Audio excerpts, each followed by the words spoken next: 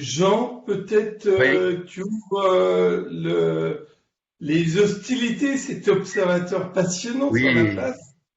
oui, bien Bonjour. sûr. Bon, bonjour à tous, hein. Je m'appelle Jean Boutry.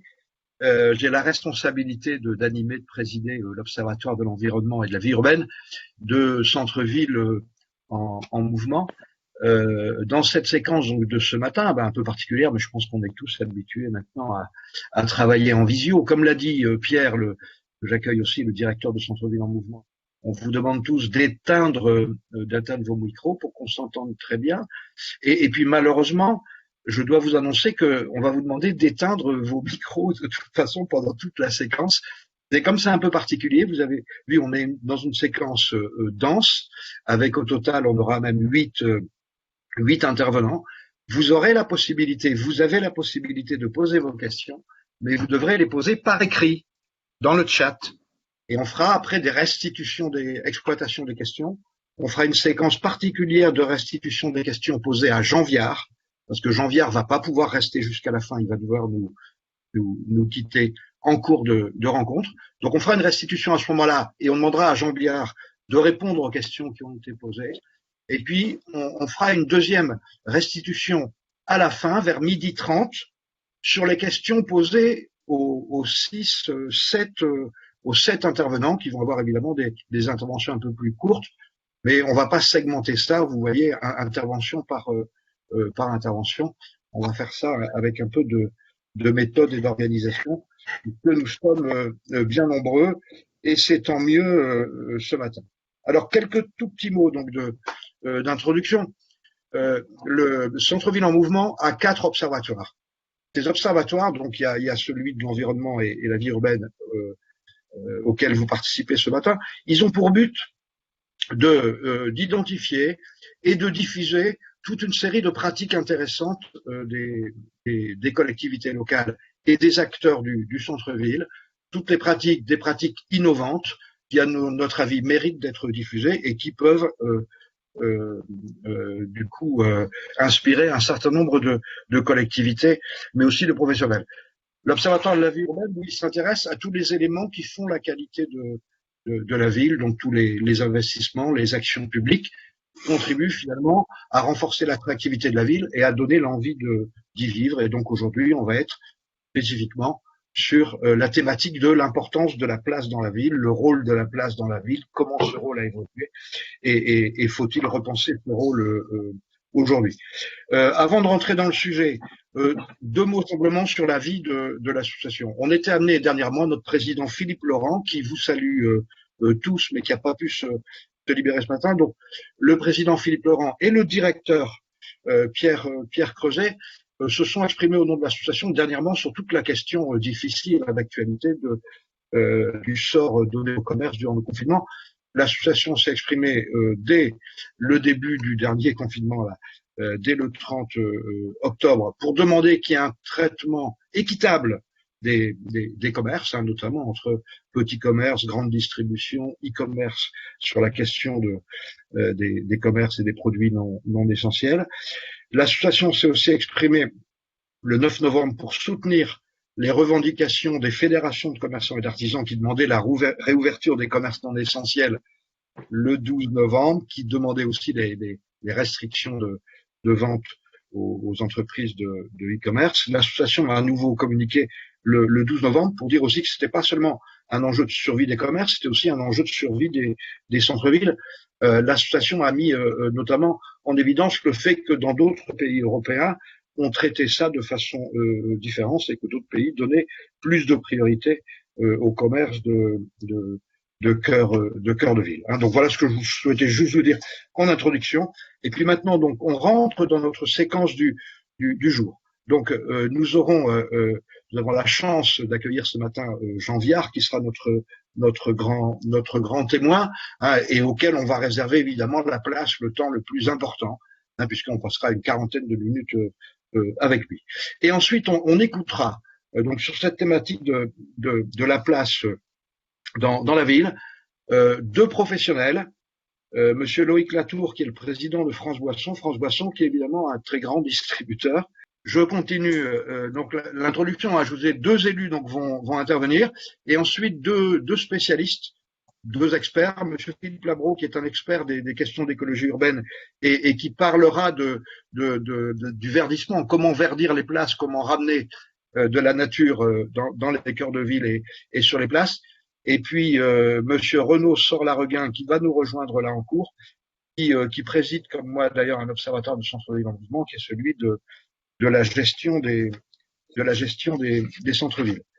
Et puis, je vais, avant de donner la parole à Jean Viard, on a le plaisir aussi d'accueillir la responsable du programme Petite Ville de demain. Vous savez, c'est un programme particulier de soutien aux petites villes et au commerce qui a été créé par le ministère de la Cohésion des Territoires et Madame Emmanuelle Lebris est responsable de ce programme au sein de l'Agence de la cohésion des territoires.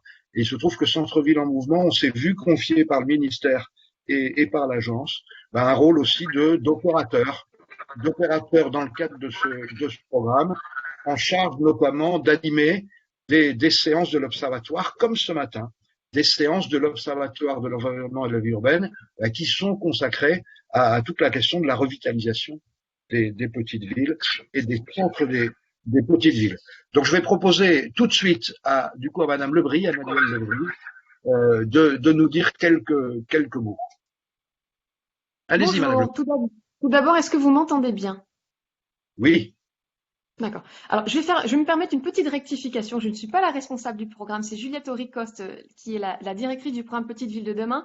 Évidemment, je fais partie de son équipe et on l'accompagne dans le pilotage et la mise en œuvre de ce programme.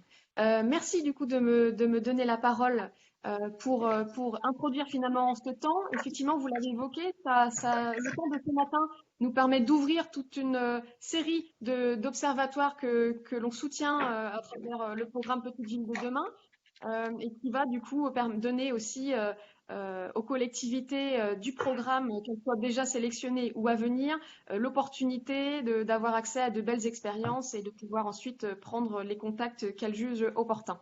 Rapidement sur le programme, vous l'avez vu, il a été annoncé lancé par la ministre de la Cohésion des Territoires et des Relations avec les collectivités territoriales en compagnie de Joël Giraud le 1er octobre dernier à Barentin. Donc ce programme, vous l'avez dit, vise les communes, vise à donner aux collectivités les moyens de pouvoir concrétiser leurs projets, définition de projets de territoire, mais aussi la mise en œuvre. Il cible particulièrement les villes de moins de 20 000 habitants qui ont des fonctions de centralité sur un territoire plus large.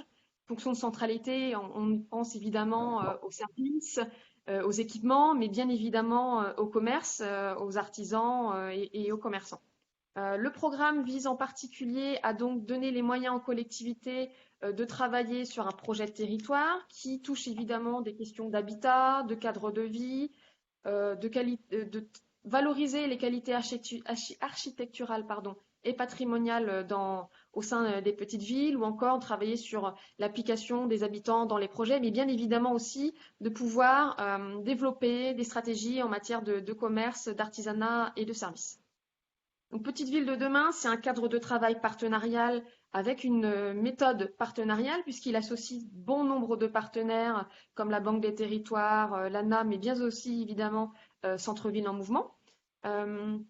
Donc, Petite Ville de demain va accompagner les élus sur le mandat municipal qui vient de s'ouvrir, donc jusqu'à la période jusqu'à 2026, pardon.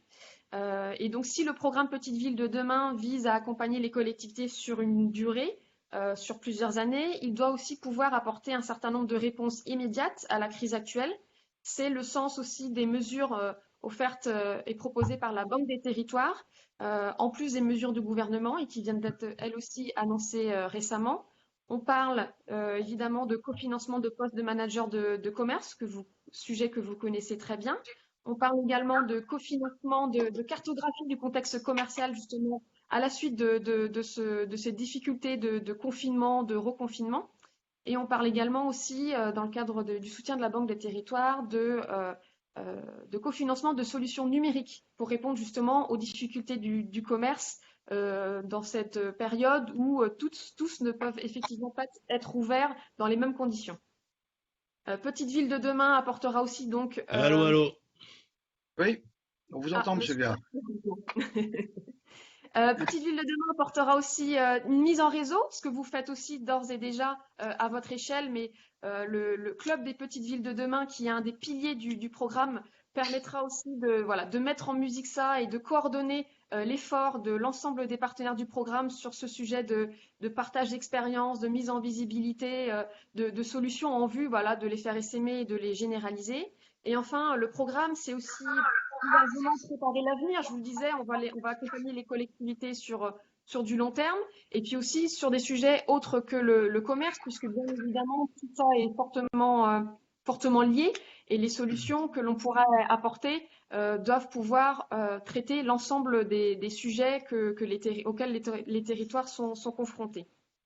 Donc vous l'avez vu certainement dans le cadre du comité interministériel aux ruralités de samedi dernier, la liste de certaines des premières villes dans 3 régions ont été annoncées, en Centre-Val Mhm. de Loire, en Occitanie, pardon, en PACA, pardon, et à La Réunion.